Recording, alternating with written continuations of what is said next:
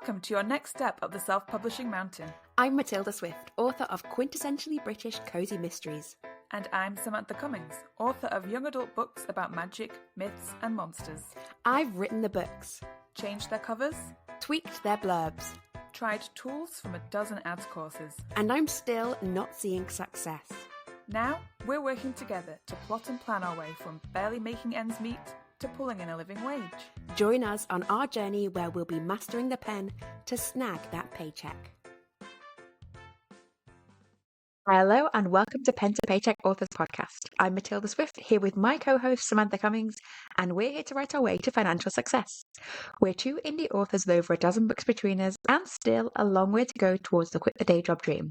If that sounds familiar, listen along for our Mastery Through Missteps journey. Each week we cover a topic to help along the way. This week we're talking about new series strategies. But first, what are your wins and whinges of the week? I'm glad you asked. I have so many. I'm only joking. Up until like 2 minutes ago, I could not remember my life. I only have wins this week, though. No whinges, because I literally can't remember anything that's happened. My wins are that I went to the Christmas light switch on in my town at the weekend, which was my first foray into the season, and like heard Christmas songs for the first time officially, because I've been blocking them out. And yeah, just like got filled with the Christmas spirit, which was very nice. And my other win is that we had our mastermind day yesterday, and I get to forget to mention. I get to nab it. No, that's the only thing I remembered. So we had our mastermind day yesterday, and it was once again so good and so difficult. It was existential again. Yeah, it was. I got home and I lay on the floor. Just like starfish on the floor. Like, I just need to lie here for a second. So we've basically just had a therapy session, and yeah, it was really good. It felt, as always, just like every conversation we have is the exact right conversation that we need to have at that time. But it was a hard one. Yeah. It was a lot. But I also think it was like the beginning of a new sort of conversation for us. Like, we were talking a lot about what we want the next year to be as we head into our Act 3. And it sort of felt the beginning of like, I don't know, what are we doing? And then it was like, what are we doing on a deeper level? Yeah, it was like really like what am I doing as a human being as well? Yeah. It was good though. I really enjoyed it. Yeah, they were the right questions, and I always think that if they're difficult to answer, then they're the ones you're supposed to be spending the time on. Like, if you can't answer the question, why? And I always feel like that's like a me thing. Like, whenever you ask me a question, I can't answer it, and I'm like, I don't know. I know in my head. I'm like, you have to think about it. And I'm so good you should know. I know, and I'm so good at just being like, I just don't want to answer things immediately. I have to sit with it for a bit, and it takes me a while to think. I'm not quick on my feet with thinking sometimes. So it was definitely a big thinking one. And as I was on the train home, I felt like I wasn't quite with it. Like, I felt a little bit like who am I? Yeah. But then as I walked home, I felt like I was walking home a different person in a good way. So it was good. Yeah. How about you? What were your wins and whinges? Well, that was also my win, but you've taken it, so fine. I've had a good week of wins. I'm like just on my second week of my like full-time writing in my co-working space, and it really feels like I'm really valuing having time, and also I feel like I've got just enough time. Like, I've got just enough time to like do all the things I want to for my health. I'm going to more exercise classes. I'm doing better with like really eating healthily and getting all the food that I want to prep and enjoy. I made granola this week, as well as my meal prep, and I made protein bars, and just like that, and talking to other authors and having time to think about things and also write is like, I'm full. And I did some social things, so like I don't know how anyone's meant to fit a job around that. It was really nice. I felt like I was really doing all the things that I valued, which is good, is living in my values. And also I also had the beginning of my Christmassy week. On Saturday I went to a Christmas market, and then a Christmassy afternoon tea, and then another Christmas market, and a Christmas light trail, and then around the most beautifully decorated house in all of England for Christmas. There's a house near us called Chatsworth House.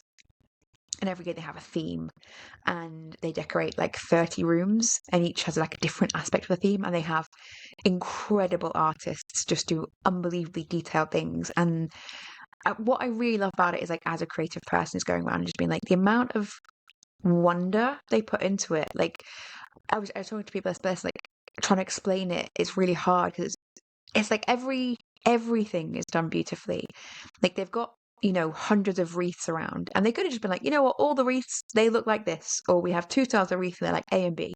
But every single wreath has its like own theme that fits in with the room it's in, and everything is handmade and unique and thoughtful. And it's just something that you don't see a lot in the world anymore. Of just like, when things could be easy, they just, there's no sense of that. It's like, I would say, what it's like, they've got no budget. They obviously do have budget, but it's designed as if they have no budget, and it's just everything. It really makes me appreciate like the artists who work there, how much care they put into it. So that was delightful, and now I feel festive. And also today it's finally cold, so I also feel extra Christmassy because before it's actually quite warm. So big win, and I have done really great work on my novella. I'm doing a Christmassy novella that I'm going to serialize, and I am mostly finished, and it feels really good. And I'm really trying to say that out loud more. In like, that hasn't been a way that I've always felt about my writing. I've always felt like, oh, I'm trying my best, and like there's good parts to it, but like this feels great. And part of that is just like leaning into what I like and what I think I'm good at. So writing novellas, I think I'm good at that, and it's felt nice to write something I feel good at. And it's Christmassy, and that sort of ties into what we're going to talk about in a little bit. So I will say no more on that. But yeah, just good writing, good Christmassiness, good meeting, good existential crisis. All Yeah. good. And we also had good sushi. So Yes, that was also and good. a lot of it. Yeah, oh my God. Still full from it. So the topic of the week is that we are talking about new series strategies. What do we mean by that? So I can't remember how we started talking about this, but we're just talking about how you would pick the next series to write, basically. So we both write in quite different genres or different types of series, and I write in a genre which has open-ended series. So you could, in theory, just keep going forever, but obviously then you've only got one entry point. So how do you decide when to start something new? What do you decide to make it? How do you research that? So like lots of those things, and just figuring out, what are the thinking processes before actually sitting down and writing something. Yeah. Why are you thinking about it? You have just started a new series. I have, but when it like for my genre in particular, YA fantasy series tend to be 3 books. Like you're looking at a trilogy, mostly that's the most popular. So you're looking at a trilogy. So by this time next year, I will have finished this new series, and I want to know, obviously, before that finishes, what my next series should be. And I am somebody who, and I've mentioned this before, has books on the back burner. I have pre-written books in various states of finish. So some of them are fully written books that need editing. Some of them are partially written books that could be finished. And they all lean into the genre that I've started, which is darker fantasy for YA. And they could all be turned into academy books as well, if I so chose to, because like I've really enjoyed writing an academy book and doing this series. So my struggle is the ultimate struggle of every writer. How do you know which is the right thing to release next? Like, how do you know if what you've picked is the right thing? And I know that it's an impossible question. There is no answer, but I need to have these conversations more than once, because we may have talked about this before, but I can't, like, I'm a different person now since the last time we may have And talked also, you about have this. got more information, and it's not just about like what's the right thing to publish next. It's also about like how do you go about thinking about that, which I think we haven't talked about. We've talked about researching a new genre, and we've talked about various things related to new books, but I think actually strategically deciding what to write next, and also I think it's worth us talking about like whether you are going to be strategic about it, because I think various things I've listened to recently. It was maybe the latest Becca Syme podcast episode, um, That's which what I've written down. oh, That was good. my thing as well. Yeah, we're on the same page. Like the most recent one about the game, like the game you're Yeah, playing. gamifying Yes, life and publishing is what I've written down. yeah. So she was talking about like, are you playing the right game? So part of the episode Hmm. was about like everything in indie publishing, which I think we also are on that side of things is about treating it like a business, and that's where we're going. Hmm. But there's different scales to that, right? And there's you could just be writing as a hobby, and I think both of us have had periods where we're doing that and we're just writing as a hobby and we make no like we might sort of think we're writing in a genre and in a series, so thinking that's being sort of professional, but like incredibly minimally. It's almost like acting in a school play is being a professional actor. Like you're doing the same things a Hmm. professional actor does, but like in no way are you heading towards being a professional actor. Yeah. You could just be in your school play and then never do anything else. So I think there's like hobby writing, which we've both done in the past, and then there's like then you move up to like side hustle writing, where you're trying to do things sort of to make money actively, but in no way treating it like it needs to bring in money. And then the next Hmm. step up is making it a business, which I think like I am just moving towards even Yeah. now. And I said that's my kind of goal next year is to move towards that. And I think indie publishing acts as though everyone is A, there, and B, wants to be there. And that's not necessarily true. And also, because there's those like earlier stages where you can feel like you're doing the right thing and you're really not, that I think we don't get a lot of practice or talk about like really from a business standpoint, how do you make those decisions of what's the next series? Because we are all coming, or a lot of us are coming from the hobby background of just like, Yeah. this is the next idea I have. And my second series was Yes. like that. My second series was like a hobby pretending to be a business decision. It was like Hmm. I wrote a series of cozy mysteries really just sort of accidentally, like as in I didn't know what the cozy mystery genre was before I started writing it. And then I was like, oh, it's a genre that I love, but I didn't kind of figure out what it was called. Hmm. And I just started writing the series. And then my next series was like, okay, now I understand. I should write shorter books because that's I can write those faster. It's a bit more to market. And absolutely, that series wasn't professionally done. Like it wasn't enough to market. And then my third and current series is like definitely to market and definitely released in a chosen pattern, Hmm. but not advertised consistently and doesn't really have KPIs against it. It was more just like a find out how this works. So not really business like. So like, I think I want to figure out what the next step is to being like, if I want to really, if I'm the head of a publishing house of just one, how do I choose the next series to write and like how do I research that? Yeah. Yeah, that is where I'm at. So I've asked this in my YA fantasy Discord group before about, how do you like before we started talking about this, well, before we were doing the recording, we'd already come up with the topic idea, and I thought, oh, well, I'll ask and see how other people choose. And Mm. categorically, everyone said, I just pick the thing that I want to work on next. And Mm. I get it, and also like that's something that I think like I recently signed up to Rachel Herron's email subscription thing, and you get a little video, you get taken to YouTube, and she's got a video, and Mm. like and she talks about this, about how do you know you're writing the right thing. And even her spiel, not that it's spiel, but I mean like her kind of main narrative is the thing that you're excited to write is the right thing. And I think that Mm. that is right for, like you say, for people just coming into it, for the hobbyists or people who Mhm. aren't quite at the point of making it a business. Because I have also felt torn between these things of I want to just write my passion things, and I don't want to write to market because that feels too pointed. It feels too calculated Mm.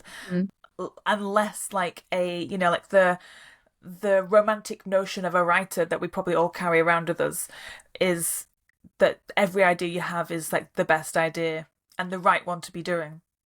But I want to get to a point where the business idea, the business choice that I make, and is also like I enjoy writing any book. If that's kind of where I'm at. Like I want Yeah. to, And I I sort of think want that's to what Rachel Herron's enjoy saying, writing. right? Yeah, because she does. I mean, she's writing in a slightly different way to a lot of people, right? Like she has a lot of trad books and she also supports herself with other things. So she has writing courses. So I think the way in which she writes and the way in which she connects with her writing, to her, absolutely you should be writing the book that you love. And also she has enough understanding of business that the book that she loves will be saleable. Yes, yeah. Like if she wanted to write a book about like two toes that fall in love, she'd probably be like, you know what? I'll maybe just think about that in my spare time Yeah. and not write a whole book about it. Hmm. Um, and I think it can be hard. It's a bit like we talked before about like the advice being like just write the next book, and it's like that's not that's the shorthand for a much more complicated thing. And write the book Yes. that you love is a shorthand for know the market incredibly well, and then use your passion to tweak it a little bit to Yes. like Yeah. make it something that is unique to you and exciting and looks different, but you have to know the market well enough to make it consistent enough with what will sell Yeah. already. Because I had like this I've one of my back burner projects is a It's sci-fi. about two toes that fall in love. It's two tones. How did you know? Yeah. Damn. It's a sci-fi story, and I like originally I wanted to do it as a graphic novel, and I often think about it because it's just a story. You know, when you just have like a story that you can't stop thinking about. And for years I've been thinking about it, and the other day I was thinking about it as I usually do, and I thought, how could I make this into something that I could do now? So it Mhm. not like it's a sci-fi, but sci-fi doesn't really fit in with my genre that I want to write. That's like my bread and butter genre, and I love sci-fi. I am a sci-fi girl, but I just have never really written it, and I don't know if I ever could. I just don't think I'm smart enough to write sci-fi, but maybe I will be in the future. I don't But really right like now, negative self-talk. I think you you are. know, um, it would just be like Stargate fan fiction. But Hmm. I have this sci-fi story, and I was trying to think about how would I be able to make this into a YA, like dark fantasy series. And then I Hmm. thought, oh, imagine if I did, and I actually put this on Threads just because I thought it was like a random funny thing. If I did a YA dark academia cyberpunk novel. Yeah. And it's like so specific. And I can imagine it. Like I immediately can imagine it. But I also know that's not the book that I can write right now. At this point in my career, to be trying to find my audience and trying to create like a recognizable Hmm. brand, or you know, like what people can expect, that's not the book to write at this moment in I think time. what's interesting is like where you're at now, you could find 10 people who would love that, right? Like Mm-hmm. because you would write it really well, like you could find 10 people who would love that. But what you wouldn't do is be at the stage of your career where you write it in such a way that it hits the market and 1,000 people really love it. Mm-hmm. Because like you've done all the things and you've also got a big enough audience and like you can find that because there probably are out there 100,000 people that really love it, but like right now you can only find 10 of them, Yes. maybe Yeah. because of like how you would pitch it or how you would put enough of like the tropes in for the genre, Mm-hmm. and you want to be kind of far enough along your career that you're finding at least 1,000 people that really love it, and so that's really Yeah. tricky, um but doable. But it's just like, Mm-hmm. how do you know when you've hit that stage where you're like, Yeah. I can figure out how to hit my market Yeah. and do something unique. Yeah, because I'm not at that stage. My audience is not that big. I don't have Hmm. that much. Like there's no one is listening to my book ideas and thinking, "Oh my God, only you could write that." Nobody's thinking that right now. I'm not at that Hmm. point. And that's obviously the dream, is to be able to pitch any book idea to an audience and for them to be like, "Yes, I need that book immediately." Yeah. Um, I was just reading Pat Flynn's Superfans. mhm. I think we talked about this yesterday, and Yeah. it's not for writers. It's not specific to writers. It's quite general, broad appeal. And I think one of the issues I have with the book is sort of assumes you already have fans. So you're like, wow, going from fans to superfans is one thing, but it would be interesting to have a look more in the beginning part. So I'm not recommending the book broadly to everyone, but the really interesting part about it is, kind of being able to pitch that second part of the journey. And one thing he was saying was when he was telling people oh, I've got a new book coming up, just let you guys know I'm working on a new book. It's not ready yet, I'm ready for a couple of years. And people are like, here's my credit card details. Just send me 10 copies when it's done. And I'm going to give my friends and family because I know it'll be good because it's you. Hmm. And like, you can absolutely get there, right? Like, you can get there. And also, though, I think it's not just that you have super fans, it's that you know enough about your genre that you can pitch the book to genre and to market, and that the weird parts will still attract people. Like, they don't have to be an existing fan of yours. So I think that's really tricky about figuring out, like, can I do how weird can my series be right now? Like, but Yeah. it's more like, how well can I pitch a series? How well am I knowledgeable about the genre, good at marketing, have enough Hmm. fans to kind of support what I'm saying? Yeah. And that's quite tricky. So I think neither of us at a stage where it's like, yeah, I could do something really weird. No. And I have got quite a weird, like, passion project Hmm. story, but I know I'm not going to do it anytime soon, but it's in the back of my head. And I am like, I keep collecting information towards it. And like, I've got a better idea now where it fits in the market, how I'm going to pitch it. My initial thought about how I was going to pitch is like, no, that's not quite right because that market is a little bit too small to make it work. But I see now, and if I was going to pitch it as a larger market, it needs to have a different angle. So like, I know that I can make that happen one day, but I need to have a very clear idea of the market it's going to go in, because it's outside of a niche. It's outside of a genre even, really. It's like a mashup of two genres, but Yeah. it's very doable, but just not yet. Hmm. Yeah. I think it's fun that we both have projects that we know like we could do really well, but we also know that they would fall flat at this point in time. Hmm. And I think that's like a fun. I actually like I've only just realized that like this moment. This isn't something that I've realized beforehand, and I'm like bringing it up. I think that it's a really good place to be, Mm. to know now that I can actually look at a project and think, no, not that one, because that's what I'm scared of. I'm scared that I will pick a project and like just fall completely flat. Like I And think like, I'm waste your thinking, time, yeah, like and it's like, and waste I the project. yeah, I think that I've never really, I haven't realized until now that I actually can trust my own judgment when it Yeah. comes to the next thing. I mean, So that was end the another good thing podcast in that now. Becca Syme episode. That was another thing in that Becca Syme episode that I will put a link to the show notes, where she was saying a lot of authors further along in the journey. So she has this thing about author business stages where there's like Yes. stage one, two, three, and four, I think, and like one Hmm. is R&D. She's like, a lot of people really miss being in the R&D stage because you get to have thoughts like this of like, I can test this series, or I can even just like mentally test this series and figure out like, is it going to work? Is it not going to work? How do I know it's going to work? And by the time you're at stage like three and four, you've got a really big successful business. Like, you can't be testing in the same way. You're set up. Hmm. You're already in a big machine. You're in an oil tanker and able to turn it around. And so yeah, it is really fun to kind of feel. I think in previous times I haven't felt like I know what's a good and bad decision to do next. Yeah. And now I think I'm making my decisions on purpose. So I know this like crossover series will be really good, and I can make it work, but I Hmm. need more information. I need to Hmm. gather it over time. And also, I want to prep it enough and release it at the right time for the market, which I think is Yes. not right now. I think it'll be in a couple of years Yeah. because I'm Yeah. such a good That's. trend forecaster. I don't I was know. gonna I'm just say thinking that. yeah, but it doesn't even like even if trend forecasting isn't real, it's still. I would rather put my faith in the fact that a trend is coming up rather than it just wouldn't. Because I do think that people these Yeah. days are more interested in crossover genres, and like we've seen that with how cozy fantasy Yeah. has turned into this new genre that people are doing.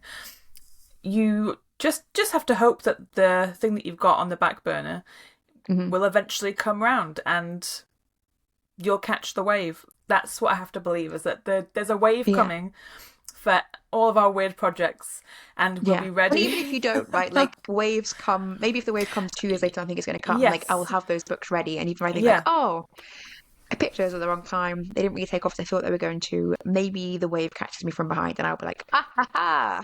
Happy Yeah. Christmas. Yeah. That's what I But then that's like also to like think. pitching. It's also like you have to write that series at a time when you don't rely on it to make a living if it's a bit of a Yeah. pitch. Yeah. So my actual next series, not my passion project series, my actual next series is a pitch. And it's not a pitch in terms of is this something people want? It's not a crossover, it's not a weird genre, it's just maybe too small a niche, and it's maybe not something I personally have the marketing skills to make enough money from right now. So it feels like a bit of a pitch, but not an enormous pitch for me. So that's kind of the pitch I want to make. Whereas the other pitch, the other like the passion project is a big crossover. It's not in an existing crossover genre, but I think it could easily work if I can do it correctly, but I don't have the skills right now. Whereas this next series, which I will talk about, is going to be a series of cozy mysteries that are set at Christmas.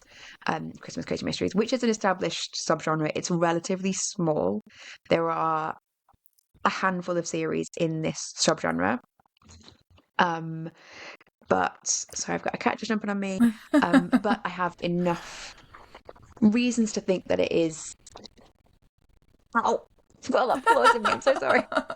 I have reasons to think that it is viable, which we can talk about in a minute. So I've kind of made it as a business decision of thought about it enough. It's small, but it's viable. I've been thinking about a Christmas Cozy Mystery series forever because I love Yeah. Christmas, and I have never thought it was the right time because I was like, I'm only really going to get one shot at this, and I want to be good enough at writing and like good enough at putting off the cozy things.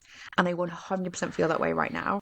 I really feel like I'm where I want to be with my craft and with my series construction, things like that. So it's like, I know I want to have a Christmas cozy mystery series. I love Christmas so much. I think I can do it, and I think I can do it now.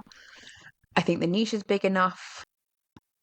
And also, for me as a business, it makes business sense in that next year, I know I can afford to take a swing. Like, and if Yeah. I don't make money from it, fine. That will be disappointing, but okay. Yeah. And then I have to do something next year that makes money. And so that Mm. is what I've kind of been thinking about in terms of serious business decision. I think it's also useful to think about what I believe are the likely stumbling blocks with it. And I think for me, what I've really been thinking about recently is like, I think I won't, or I would be at risk of not investing enough in the launch. And so I think I need to really sit down and like give myself a budget and be like, you have to spend this much on the launch. And it has to be a big amount of money, like an amount of money that I would never want to spend on a launch because it's a business investment. And like, really, what I want to spend on a launch is like a couple £100. That's ludicrous. That's not what you would spend in a business. And so I need to think about like, it's Christmas, so it's a short term window for sales. It only really is going to sell between September, December. Like it maybe have some ancillary sale, some extra sales the rest of the year, but like September, December, 3 months, really not even that because it's going to be the end of September and then probably a bit before Christmas it'll finish, but about 3 months of sales. And that's it. And I ideally want to have 4 books out at that time, so that's enough to make it worth advertising. But if I don't get it going very quickly, I won't make any money on from it until the following year, which is like, oh, that'll be a real pain. So like how much I want to invest, knowing that I have done rapid release before, I think I know how that works. I know I feel confident about the writing. I feel confident about how I'm going to research it, which again we can talk about in a minute. So given all that, how much do I have to invest in it to make the series work quickly and get off the ground with like ads, Facebook ads, Amazon ads, book apps, whatever I'm going to use. So that is what I'm thinking about for next year. But I already had to have everything else in place before I was thinking about that, which is so far from where I have been in past years. Yeah. Yeah. It's completely just a different. It's just like it's like remaking your business again. Like at the start of this year, we were Yeah. like, "Yeah, this is how I'm going to do my business," and then we get to December Hmm. or almost December, like, and now I'm going to change my whole business. Yeah. But I like you say, Um, like with like as Sam said about the stages of business, like I'm definitely in stage one. I'm definitely research and mhm. development. And when she was talking about it, it actually made me feel better because it is the Yeah. funnest part of the business. It Hmm. is, even though it's like a low level thing. And she has said it, I don't know if it was on this podcast or in a different episode or something, where she said that actually a lot of people will be in that R&D for a while. Like Hmm. it can take years to come out of it and get your business set up. And that made me feel better because even though I'm 10 years down the line of writing, I really am only just taking it seriously now. And I Hmm. have come so far in the last 2 years already. I'm happy that I know usually I can get very frustrated by how long I think things are taking because of the future casting. But Hmm. actually, I'm having fun. I'm actually having fun, and I'm not relying on any income from books at the moment. The pressure that I feel is put on myself because I feel like I should be making money, but like right now, I'm okay. Like I can keep working and I can keep doing this writing outside of work whilst I wish I was doing it full time. I can do this like it's okay. It's not killing me Hmm. to have a 9 to 5 and a 5 to 9. I'm okay with this right now, so I want to keep enjoying it. I don't want to feel stressed about it. And I'm not going to anymore. I've decided I'm not Okay. going to. And I think that I know what series I'm going to pick once my current one is finished. So But how did how you I'm think that through? Well, it's mostly really because I've been finding my audience on social media recently, and whilst that's slowly trickling into readers, so I have been making a couple of sales here and there. Like it's not people aren't pouring in, but I'm selling books. And I'm getting more followers on social media. A lot of interactions of people like commenting about how much they love the cover, how much they think the book sounds good, and I'm also finding other people who are talking about the same sorts of books that I grew up reading, Mhm. which are what inspired me to write. So the early 2010s, like the early 2000s teen fantasy books that we all grew up, Twilight and all the books that exploded after that, which I just absolutely binged. There are so many readers out there who loved those books, and who have started writing, and I've started to find them, and I've started to find those readers, and I've noticed I have algorithmed my way in, and Mhm. I've started to see like what people are enjoying reading, and I feel like I have books that can cater to that. So I think that the series that I have always wanted to release, which I was always a bit scared of releasing because I wasn't sure whether people would want it. Now that people are starting to really like darker romance stuff and like kind of the creepier things Mhm. in life, I've started to realize that the book series that I've really wanted to release for a while is probably the one to release. If that's and it's the one I've Mm. always and I've been thinking and I kind of written a vampire book and I would love to release vampire books because obviously vampires, but vampires are never going out of fashion. Vampires Yeah. are like I can always release a vampire book. There's Hmm. no need to wait to do that. But this book series that I've always wanted to release is I think it's just like the right time.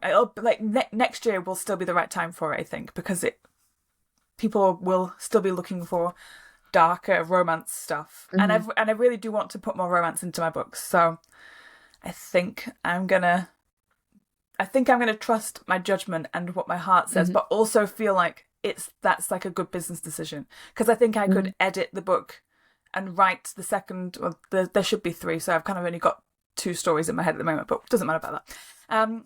I feel like I could write and edit those books to market really well, Hmm. with it also being a passion project. Yeah. I was going to say, do you also feel like, because I think my series, I just released the third series, like my third, deliberate series that I put together, thinking like, now I know what I'm doing. Um, that I really felt like I had things I wanted to trial with. Like I wanted to trial rapid reads, I wanted to trial shorter books Hmm. and being ready to market. Like, do you think there are things with this project that you feel like, I think I know what I'm doing, I'm going to test this and then learn more through the process of it? Yes, because I'm thinking that because and we spoke about this yesterday about how I don't really have any reliance on the money that I'm making from books. So I can I don't have to stick to a routine or a schedule because people aren't expecting anything from me right now. So I may take a bigger gap, a bigger break, Hmm. and maybe try and pre-write and edit the first two books in the series Mm. and spend a lot longer time drumming up excitement and doing marketing and social media stuff and really Which trying definitely to fits lean with your into genre more than yes mine. Yeah. yeah so and I feel like I would really have a good time doing all the pre stuff without the stress of writing and editing if I Yeah. could make that whole process longer and hold off releasing the book and just try and build up excitement and have fun doing that. I might try that instead. So rather than trying to Hmm. release two books in a year, maybe take a year off where I'm just marketing Hmm. Mm. and see how that, because obviously I'll have finished a series anyway under my new pen name, and I'll be bringing my old series under Yeah. my pen name, so I will have backlist that I can continue to market anyway. So And you've got that like, newsletter to work on, so you need and to my building up the newsletters, newsletter subscribers. exactly. So I could take a year just Yeah. doing that, just doing the Yeah. fun stuff, and just trying out the exciting marketing stuff where you just try Hmm. and tease everyone, Mm. and then like bang out two books that are completely to market and already have excitement over them. Yeah. So Yeah, because that would be fun. otherwise, how would it be different to like what you've learned already? So Yeah. because I definitely think that's a thing that I find very useful with like that transition between going from like the hobby to side hustle to business periods, like making sure that I'm I'm learning things with new series and new releases. Because obviously, I think there's a big push in indie publishing to be like, there's one way to do it, but like write loads of books, rapid release, write it to market, and get it out there, and like advertise on Facebook. It's like, what if that isn't for me? And what if there's a different sort of book that I could do really well, or and I think if I were going to do the really like straight down the line version, I wouldn't write Christmas mysteries. But I don't think anyone could write Christmas mysteries as well as I can write Christmas mysteries. And that's not true, right? Like I've read other great Christmas mysteries, but like I really feel like maybe me and three other people can Hmm. write really good Christmas mysteries because I love it, right? And it's Yeah. like, and I will really enjoy a part of it. And I'm writing a mystery set at Christmas right now in my current series, and it's so enjoyable to put Hmm. all these details in and to figure out ways in which to make like Christmas in itself an innovative part of the mystery and like essential to the mystery, and to make sure you're just like putting those extra buttery details in all the way through. Um, and I think like I wouldn't do that if I were writing just another really to market series. I wouldn't be thinking about those extra details, and also I get to learn something about writing a really niche like subgenre, and writing in a really specific niche as well as writing in a genre or a niche that is time limited, and seeing how that works, Yeah. um, and how you do like really short, sharp marketing efforts. So I get to learn that in a way that like I would never learn if I were just going to do regular cozy mysteries all the time. Yeah. And that means that in the future I will know how to have, or I will know something about Hmm. doing big releases in a way that I maybe wouldn't if I weren't going to do a time release series. So yeah, so I've got reasons for it to do it. I've got things I want to learn from it. Um, and part of the reason why I think it's not a crazy idea to do is that like I did my market research. So I looked at all the other, and it's the right time of year to do it. So I started in kind of August, September time, starting to research this, and now we're recording this in November. I had been doing market research and like looking into other cozy series that are Christmas specific, not that have a Christmas book in them, but that are Christmas specific. And I found of currently releasing series, about half a dozen currently releasing Christmas specific series. And they sort of split, and there's more than that, but like six that are doing well, and doing well enough to kind of be looking at as comps. And they're a mix of indie and trad.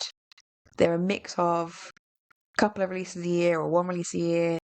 They're a mix of set in the real world or set in like the North Pole or Christmas world. So there's quite a good spread, but they kind of fall into two camps really in the groups that there are. So it kind of gives me a good set of variables to think about and to decide between, rather than being like all of mystery, all of books. Yeah. So it's like it's a way for me to be like, okay, do I do X or Y? Why would I do X? And which one makes more money? In fact, books set in the real world seem to do better financially, but and I was trying to research this thinking, I'll keep an open mind and I'll follow what works well financially. And then when I learned it was like books set in the real world, I was like, well, maybe I won't. And it was good to see that like often on many decisions I was trying to make, and I was able to make decision that was based on the finances and kind of thinking sensibly about like how many I want to release, how often I want to release, the book length and stuff like that. But like that decision, I kept pretending to myself I was keeping an open mind, and I absolutely wasn't. I already have an idea what the series can be about, um, and I'm not deciding everything. I'm trying to keep my mind as open as possible because I'm going to spend all of December reading a book a day of Christmas mysteries, and there's going to be a mix of from a Christmas series and from an existing series with just one standalone Christmas one in there, just to kind of get a sense of all the butter and what works and what doesn't. And I'm really trying to keep an open mind, but I have a concept already. And I'm willing to be persuaded of something else if I kind of come across something and think like, oh, that sort of mystery works way better, that sort of setting. But it is interesting, like the things that I don't want to be persuaded away from. And I think part of that is you do want to write your like Rachel Herron was saying, like you do want to write the thing that you love. And I wouldn't love writing a book set in the real world in like a little village that loves Christmas, because like I've got a lot of books set in the real world in like little villages where they love something. I don't want to write a book set in the North Pole. And I want to have reindeer. Yeah. But maybe that's it. You like write the thing that you love, but you figure out the marketing stuff that has the broader appeal. So Yeah. If there were no series that were set in the North Pole and they were all set in the real world, I would write set in the real world. I really would. But there's a mix, and even though the series that like, and it's hard to say, like the analysis I did, like it's hard to say who's making most money, which is making most money consistently over a certain amount of time. Like I don't have all the stats and details, but like from what I could find, books in the real world tend to do better, but I don't care. yeah, who cares? But that's only because they haven't read yours yet. So, Exactly. no one's done So it yeah, well. so I researched that. I have, you know, other friends who are writing similar series, so I could ask about like how theirs have gone and what they're doing business wise with theirs. So that was really useful. That made me feel like, even though it feels like a bit of a pitch to write a Christmas mystery series, I know someone else that's done it and I could ask them about it. So that was really good. So that's kind of what I've done for my series research, is like really think broad scale about what's the series like. Why do I want to write it? What do I want to learn from writing it? Will I make money from it? Is it a business decision? How do I make money from it? How do I make it a good money making listen? What research do I need to do? Mm-hmm. And when am I going to write it? That's also what I've decided, because I've got Yeah. slots booked in next year to write these, and I'm going to write book one in January, so I've got time to rewrite it because it will be rubbish. Um, and my current series, I rewrote the first couple of times just to make sure I got it right, and then after that, the subsequent books are much easier. But yeah, when did I start that? Probably not in January, but I wish I started in January. So I'm going to start in January for a September release, and I've got all the dates booked in for writing it to have books out from September. So that feels like I have never been so together for a series. And also, I'm prepared for the series not to work. Like, if the series just does not sell and I miss the mark or something goes wrong, like, I am fine with that. If I needed to make money from a cozy mystery series, this would not be the one I would choose. I would choose something more financially, more lucrative. But I know that it's more important to me for next year to learn things and also to give myself a chance to have something that has like, it's a bit more of like a big swing. Yeah. And that's probably my last year to make a big swing for a while. Yeah. Yeah, I think that's a similar thing. Like, I feel like if I don't have to stick to this schedule that I've set up for myself for the sake of it. And if I don't reassess that for my next series, then when will I ever? Like, because I'll feel so caught up in everything. Like, I don't want to get caught up in a schedule and feel like I have to stick to it when I don't. Like, I need to just, I think I need to take a Enjoy step the level 1. back. Enjoy and the just R&D. enjoy it, yeah. And I'm like you said, that you're reading a book a day. I won't read a book a day because I don't have that kind of. You've got no job. Yeah. So yes, I don't have the time. it is my job. Yeah. But I am going to be reading or like a lot of books in the darker YA romancy sort of thing. I've got a lot of books on my list that I want to read in that genre, so I'm going to start reading those in December for basically research for 2027, which is insane. Like, why are we talking about 2027? So fresh. But yeah, you've really got to prepare yourself. But I'm really excited about it. I actually didn't think I was gonna when I came up with this topic, I thought it was going to be an existential crisis topic where I just second guessed myself. Like, I just didn't know when I said that. Were I you wanted hoping to talk to be about bullied? this. Yeah, a little bit of bullying, but I thought that I wouldn't know the answers to any of these questions, and now I realise I actually do. I just need to have you just need to have the conversation out loud. That's always my way. I just always need a conversation out loud, and I feel like I've come so far in it 1 hour. Well, it's not an hour, but we have been talking for over an hour outside of the podcast. And we also talked for like 5 hours yesterday. Yeah. So I've come a long way, and I'm really excited, and I feel so much better about the level that I'm still at. I really feel like I'm a different person. I'm a different person today than I was like 2 days ago. I'm really going through it. I really am constantly changing at the moment. Yeah. I mean, so we are coming up on episode 100, which just feels like unbelievable and so fantastic. And I don't know, do you want to say what we're going to do for episode 100, or we can keep that surprise? I don't even remember. What did we say? No, I do know. I think we can say it. I think let's drop some excitement.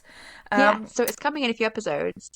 And the thing that we have agreed to do is like each listen to an old episode that we kind of feel interested in or drawn to. It's like a couple of episodes, and just really take the time to reflect on like how far we've come since then, because I listen to our episodes most weeks because I forget what we talked about. But I don't often go back to the beginning. I sometimes do when we've got an episode that's like linked to something we talked about before. I'll sometimes do that. But when we mentioned this idea and I went back to like look at the topics, I was like, oh yeah, that sounds interesting. What shall I listen to? I was like, gosh, these are real like rookie topics. They were unfocused. And I tell you what's interesting I was thinking about now is they were not personal. They were not about our own writing. They could have been about anyone's writing. And obviously last week we talked about translations, which like in theory could be about anyone's writing, but like I was actively doing translations and it was all about my translations last week, and the topic I chose to kick myself into doing translations. And this week was about, we are both planning a new series and how do we go through the process of planning that. And the earlier topics just really general about branding, and they were like, what is branding? How do we do branding? Yeah, we were but we were just babies. Yeah. But it was important, babies. And so I think I'm really looking forward to going back and like be able to reflect on that. And also bring everyone along. And so hopefully, we'll mention the episodes that we listened to, and you can go back and listen to them as well. And I was also going to say, sort of linked to that, is that we're celebrating that we have just hit 10,000 downloads of the podcast. Woohoo! So exciting. I sort of can't believe that number, 10,000. Imagine like a field full of 10,000 people. No, I don't want to think that. I don't want to think. And I say this, I don't want to think that many people have downloaded or we've had that many downloads. But at the same time, I do want to be famous. So bring on 20,000. Famous. Yeah. Just want people to admire me, but also don't talk to me if you see me in public. But admire me from afar. No, that is not my feeling, but I appreciate that for you. I would like people just to join the Discord and chat to us and make this more like of a group effort. Hmm. Because it does feel like I have achieved infinitely more just by talking to you each week than I have by Uh-huh. like staring at a screen myself. I've also drank Um, way more tea than I normally would drink, so oh, good for you. yeah. On that epiphany, that Hmm. bombshell, next week. Oh, we got anything else on this topic? Oh no, Okay, I'm spent. good. Next week we're having a chat about craft, which we don't often Hmm. do. Because I think we write different genres so often, so it doesn't come up that we work on the same craft things. But Yeah. you raised a good point when we were talking about like there's a general question about craft of how much should you be deliberately working your craft versus just like assuming it improves. Hmm. So the thing we're talking about next week is how you keep improving in an effective way. Do you have any thoughts on that already? Um, no, no. I Other mean, apart than from the thing I just like, said that you thought about. yes. Other than that, the fact that I came up with it. No, I, I think that I'm a good writer, but I also do think that I could be a better writer, and I don't know whether or not that will just come with time. Well, it will come with time, and I know that, but I want to make sure that I am not missing out on anything. Like Mm. if there are ways that I could be getting better, that I'm not doing and other people are doing, then maybe I'd like to try, but I don't know. Yeah, I don't Because know we if put so that's much like the effort right into our thing. business Yeah. and just sort of assume that the writing is handling itself. Hmm. Yeah, I think that was a really good question because I think I definitely notice myself improving, like book to book, and that is I think a big benefit of writing short books. It gives me more opportunity to kind of realize that I have and to like wrangle the same problem in different ways and to realize that I've improved in my ability to fix something or to do something that I want. And I really feel like with this series I'm really improving and like not just improving in what the finished product is, but like improving in my process, the writing style of it, or the writing side of it. Because my last book, my sort of big complaint with editing was like, oh, the book is mostly fine, and there's no like major crises in it. It's just like the boring task of like making everything a little bit better, which actually was quite dull. Um, but but that means that my next step is I'm trying to do with this book is like actually making the first draft better. So the next draft is just like a quick a quick like bit of elbow grease and done. Hmm. Um, but yeah, but am I missing a chance to be like, oh, actually, my second draft now because I've got more time, I could be doing something craft wise really good. Hmm. I definitely use the same like conversational quirks and like style of moving things on over and over again, which is like part of that is just your style and like that's people appreciate that that's your voice. But are there ways in which it just becomes lazy? So yes, I think it's a good topic for us to kind of think about. I'm also very wary of procrastinating. It's my big thing. I love learning something, so I'll be like, oh, maybe I do need to learn a craft. Uh, Yeah. I want to Yeah. be, yeah. I think the idea of like making sure we're not getting lost in it versus ignoring it is a good topic Yeah. to talk about. So I'm looking forward to that. Hmm. Yes. Anybody who would like to talk more about that, please join us on the Discord. The link is in the show notes. It is a fantastic group. The group at the moment, I'm not part of this because I don't do November writing, nanoing. The people in there are sharing their word counts for their Hmm. November writing. Lots of good questions, just saving people time searching things or feeling stupid or guessing stuff. So fantastic resource in there.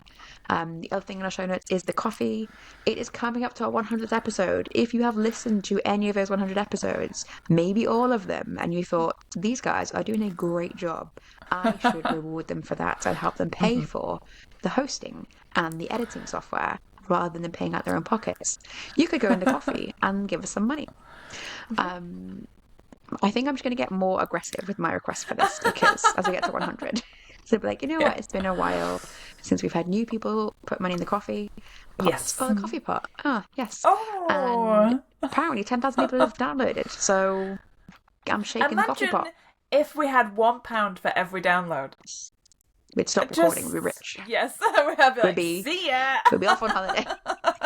Yeah. Suckers. We wouldn't, guys, I promise. No, We I would would not. We No. would be here, but we would I'd be... just be here with a crown. I would be wearing a crown and a cape. We'd be wearing my diamonds. Yeah. We don't We'd be know how bringing our much A diamonds game. cost. Yeah. I'd be in my cubic zirconia. Yeah. Well, if you would like to see us wearing crowns and fake diamonds, please put some money in the coffee. We promise we will spend it on sensible things like hosting on the podcast. Yes, yeah. Even if you don't, thank you for listening. We still appreciate that. Yes. And you can still join the Discord. It is free for anyone to join. We will, regardless, be back next week. Goodbye. Goodbye. You've been listening to Pen to Paycheck Authors. Stay tuned for our next episode, and don't forget to subscribe to learn how to write your way to financial success.